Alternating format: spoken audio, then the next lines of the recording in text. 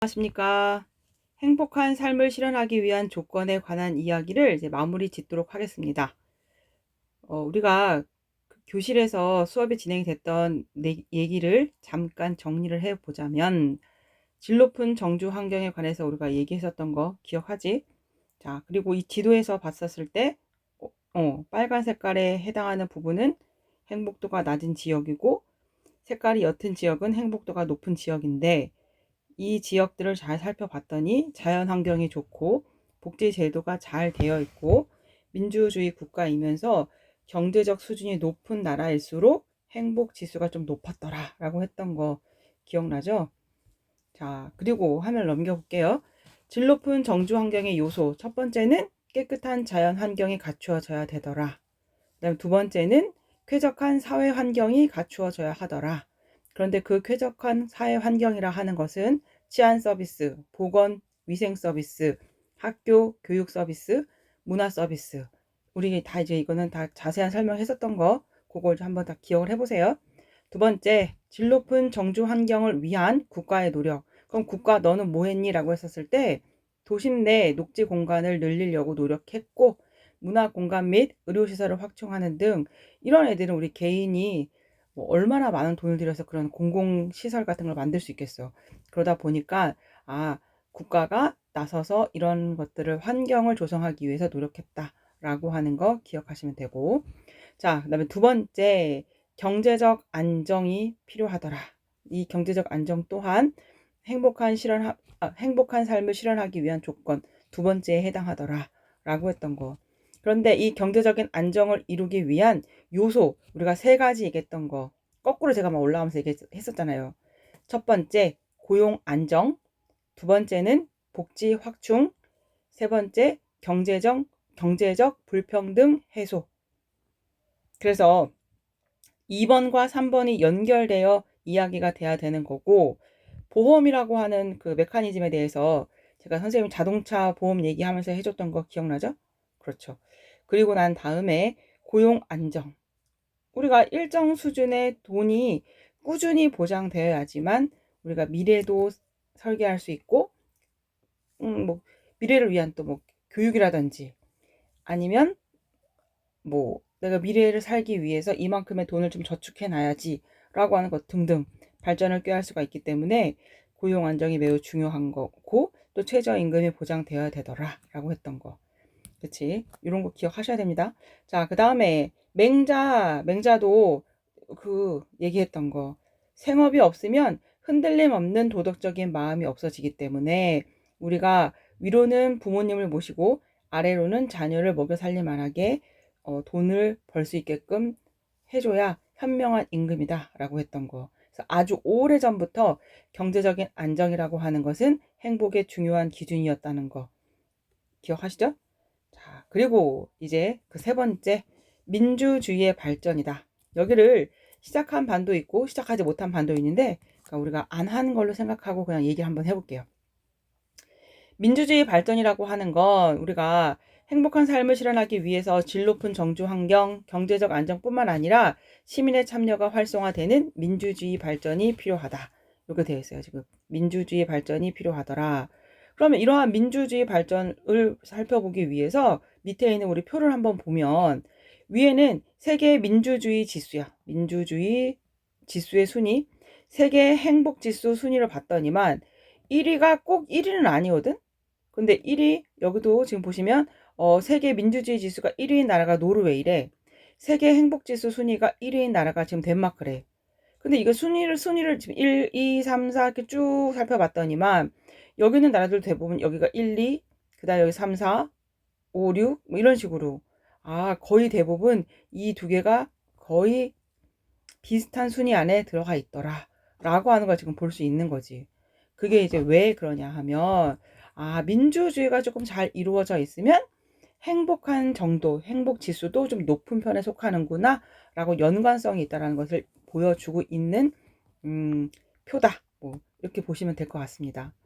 그래서 위 표를 보면 민주주의 지수가 여기 보세요. 민주주의 지수가 높은 나라들이 대체로 행복 지수에서도 높은 순위를 차지하고 있더라.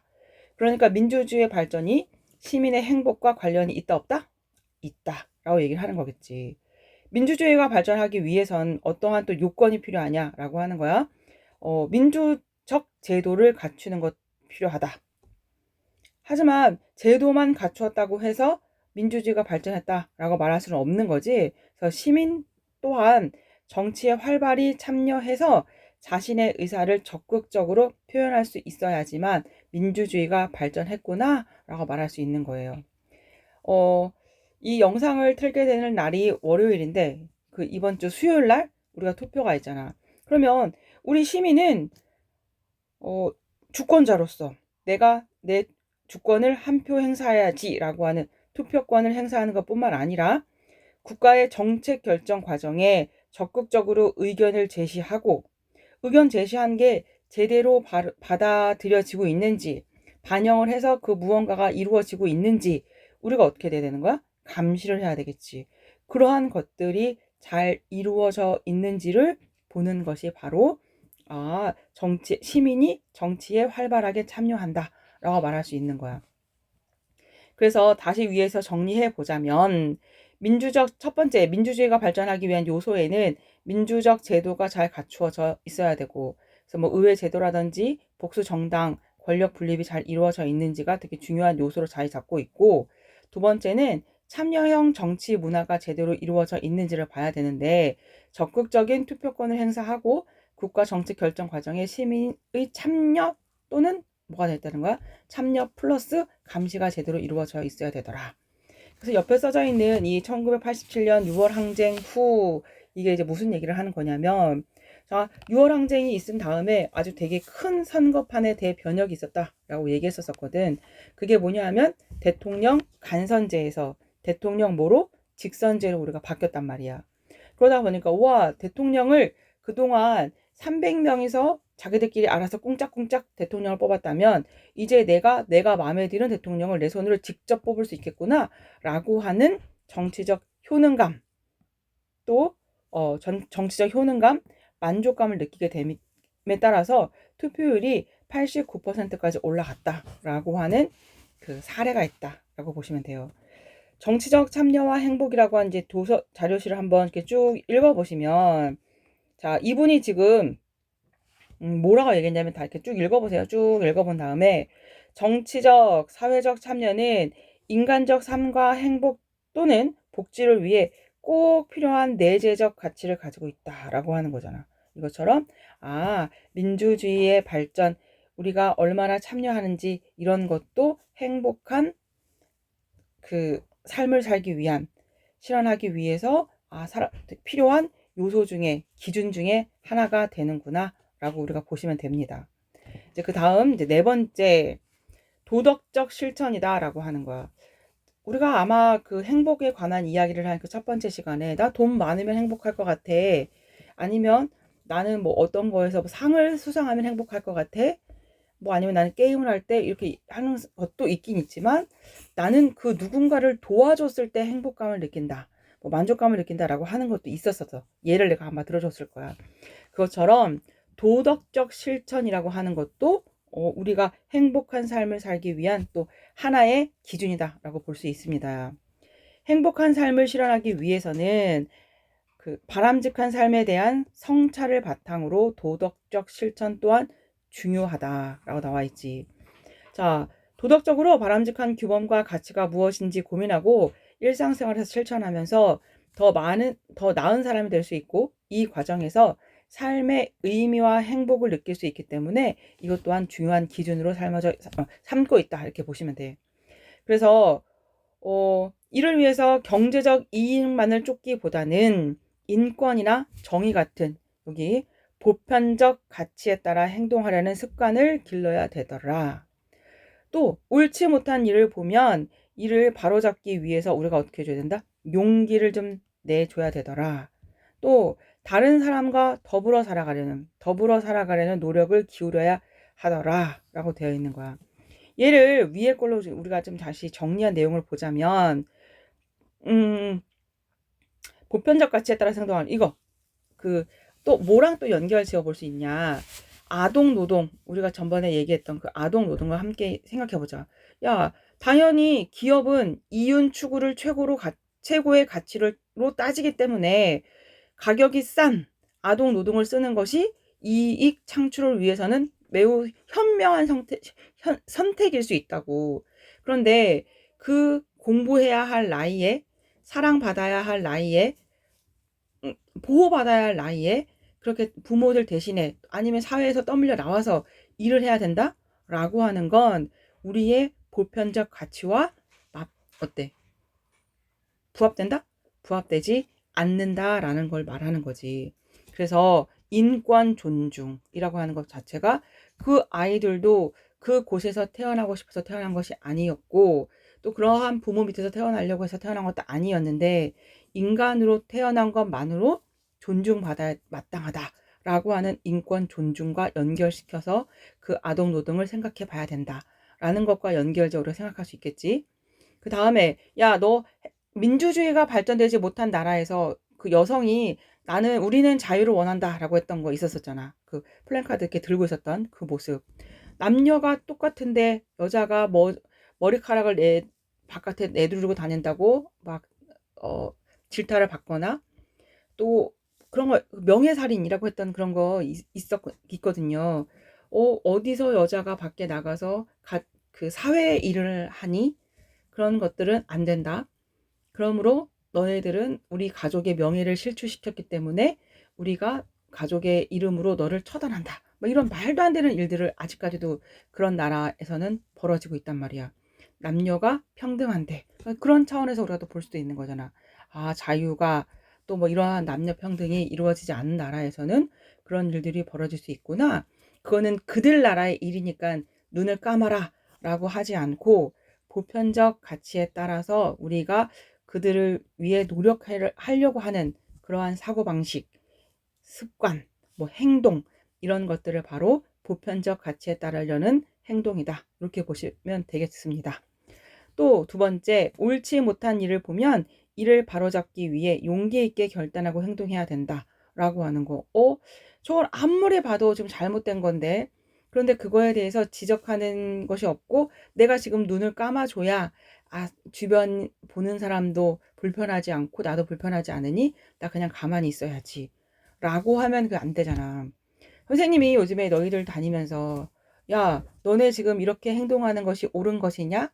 학교에서 태블릿을 쓰지 말라고 규정했으면 그것을 지켜야 되는 것이 맞지 않느냐? 라고 내가 지금 계속 지적을 하고 다니잖아.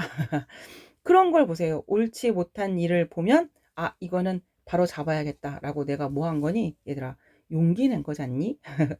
그런 걸 말을 한다라고 보시면 되고, 또 그렇다고 해서 이 사회가 내 마음대로 나 혼자 사는 거야, 나 독고다이 막 이렇게 표현해도 되나? 그렇게 사는 게 아니라는 거지. 이 사회는 더불어 살아가는 사회다. 혼자 살 수 없는 사회이기 때문에 더불어 살아가야 되는 노력을 기울여야 되더라 라고 하는 거야. 그래서 여기 있는 우리 사례 한번 봅시다. 정땡땡 씨는 사내에서 봉사왕으로 꽤 유명하다. 사내 봉사활동의 활동 행사 때마다 빠짐없이 참여해 주말에 어김없이 요양원, 장애인 시설, 또 일정 봉사에 나서게 된 이유는 여기 남을 위해 행동하면 그만큼 자신이 행복해진다는 사실을 깨달았대. 그래서 이분이 봉사왕이 됐다는 거야. 자, 요양원에 가서 어르신과 함께 이야기를 나누며 목욕 봉사를 하고 나면 행복감이 밀려온대. 더할 나위 없이 좋대. 이런 것들.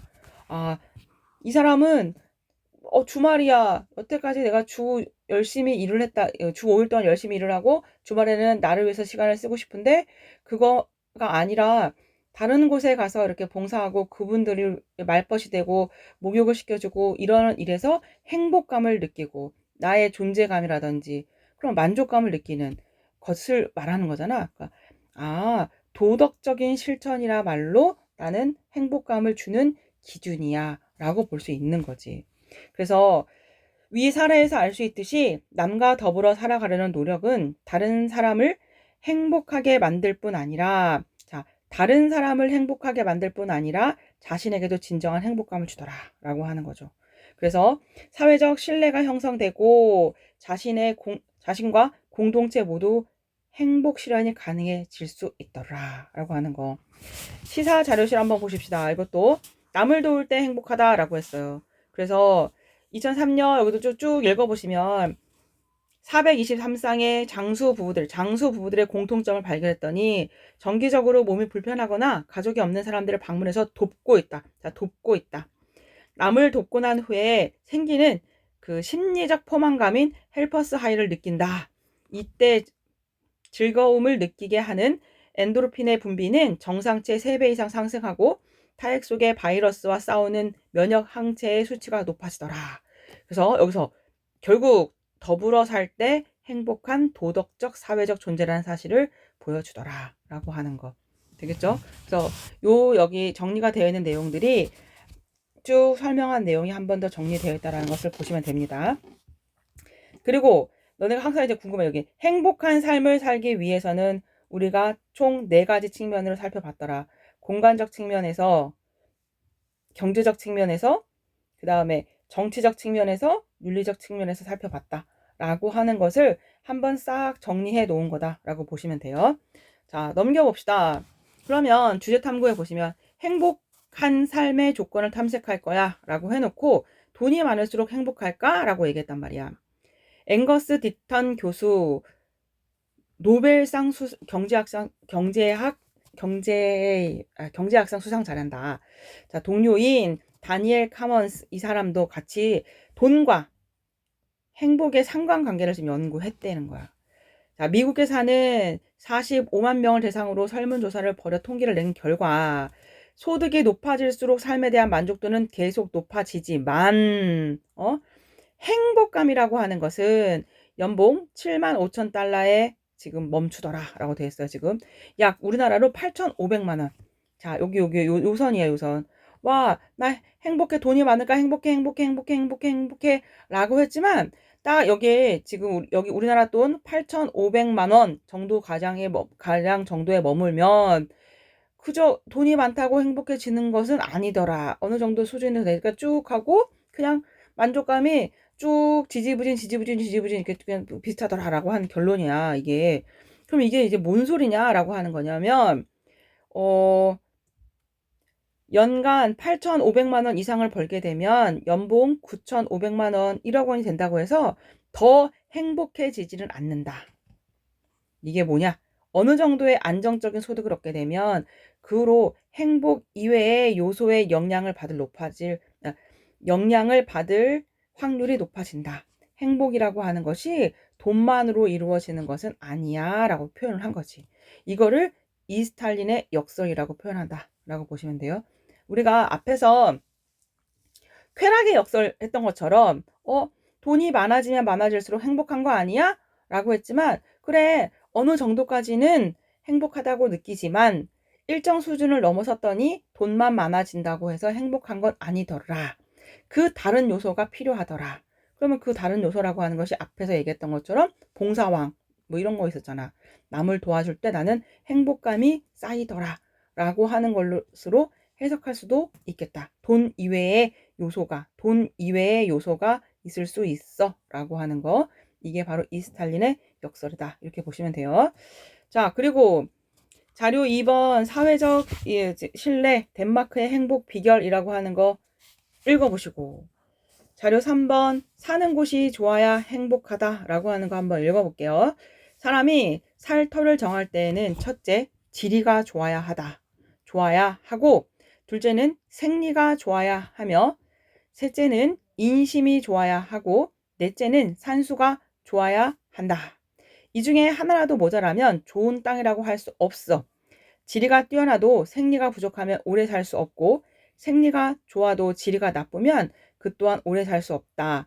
지리와 생리가 모두 좋아도 인심이 나쁘면 반드시 후회할 일이 생기고 가까운 곳에 즐길 만한 산수가 없으면 마음을 풍요롭게 가꿀 수 없다.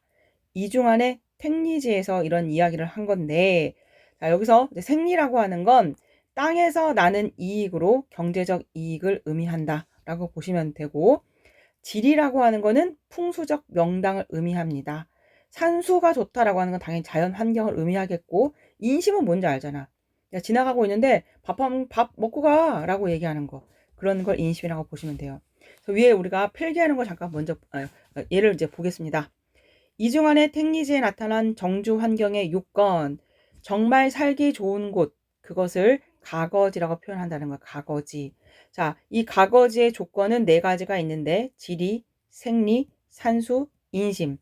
지리라고 하는 건 이곳에 집 짓고 살면 대대손손 복을 받겠구나 라고 하는 의미로 풍수적 명당을 의미한다. 이렇게 보시면 됩니다.